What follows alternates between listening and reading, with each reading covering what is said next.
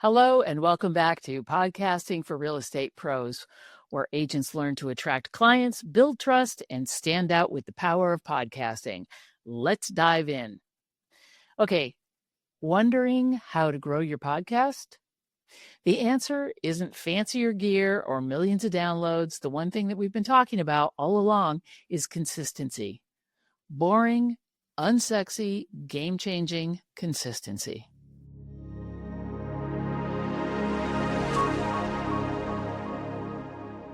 Hey, I'm your host, Sue Willoughby, and today we're talking about the one thing that separates the podcasters who make it from the ones who ghost their feed after 6 episodes. Showing up even when nobody claps. Consistency isn't about hustle, it's about honoring your voice. So why does consistency beat everything? You can have average audio, a basic cover, and a tiny audience, and still build a powerhouse brand if you're consistent, because people trust what's reliable. So when you show up regularly, you become part of their routine, their drive, their walk, their week. Let's say you drop your episodes every Wednesday morning. As people are on their way to work, they're going to tune in because they expect you to be there. And that's where the trust lives. The trust is what's going to sell. So what happens and why do podcasts drop off? Most podcasts die before episode 7, not because they weren't good, but because the host stopped showing up.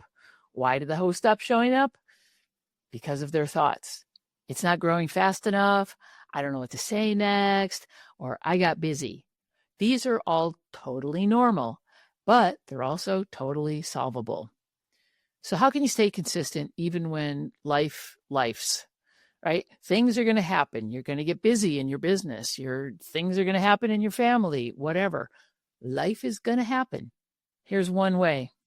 The biggest one, batch like a boss. We talked about batching in episode 11, remember? One recording day, knock out 3 or 4 episodes, no panic and no guilt. Number 2, create a 3-episode buffer. So when life happens, you have episodes ready to go, and you can just keep moving on. Life is going to happen, but be prepared. Number 3, use a simple framework. Remember our pillars, outlines, rinse, and repeat. You don't need to reinvent the wheel with every episode. If you have a structure and a framework, then you can just plug and play. Number 4, please, I'm begging you, let it be imperfect. Your audience would rather have a consistent you than a perfect ghost. So show up messy, but show up anyway.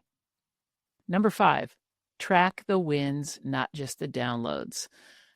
If you got a message from someone saying that your latest episode helped them in some way, then that counts as a win.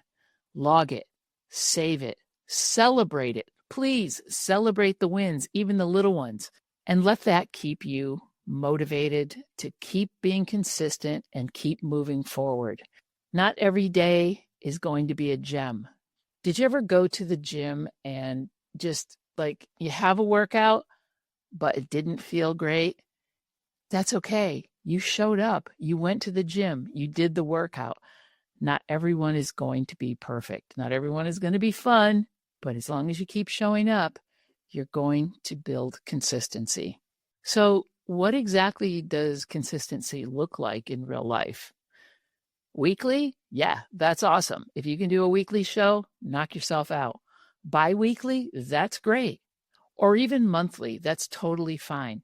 Whatever schedule you get on, keep it.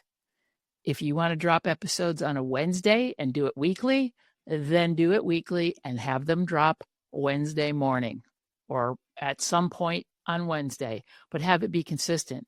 Because if somebody's used to hearing your episode every Wednesday morning on their drive to work and you're not there, they're going to wonder what happened to you. They're going to be like, did they go away? Did the podcast end or whatever? And let's say maybe you drop it at 5 p.m. Well, you missed their morning drive. So be consistent. It's not that big of a deal. You can schedule these things ahead of time. That's what the podcast hosts, that's how they're set up to handle things. You put them in, you schedule them, they're ready to go. Boom, it's a no-brainer. So weekly, bi-weekly, or monthly, whatever it is, just pick a rhythm and honor it. It's like a contract with yourself. You know you're going to show up on this day, on this time. Just do it. Your audience doesn't need frequency. What they do need is dependability. They need consistency. Okay, so just to wrap things up, we are on final approach here. This is the second to the last episode in this limited series podcast. So success doesn't go to the smartest or the slickest. It goes to the one who didn't quit. Remember the tortoise and the hare, right? The tortoise just kept going, putting one foot in front of the other. Step, step, step. And then they get to the finish line. Well, just keep going. This podcast of yours, it's a marathon. It's not a sprint. You're building something bigger than a feed. You're building a brand. This is a brand asset. This is you, my friend. This is something that people will come to trust, but you have to show up. What's up next? It's our final episode. Yep, episode 21. You've made it through 20 episodes. You showed up. You're continuing to do the work. You've downloaded your workbook, and you are moving through the process. That, my friend, is consistency. If you carry this consistency into your own podcast, then you are going to be a rock star. So in the next episode and the final episode, we're closing the loop on what top mistakes real estate agents make when starting a podcast and what to do so you don't make the same mistakes. Until then, be the one who kept showing up, because that's how you're going to win.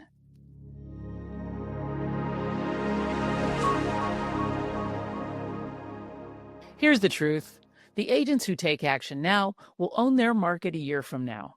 If you're ready, join my course, Podcasting for Real Estate Pros. Use the code LAUNCH when you enroll and check out, and you'll unlock some bonus training as well as a discount. That's only for podcast listeners, so act now. See the show notes below for the link.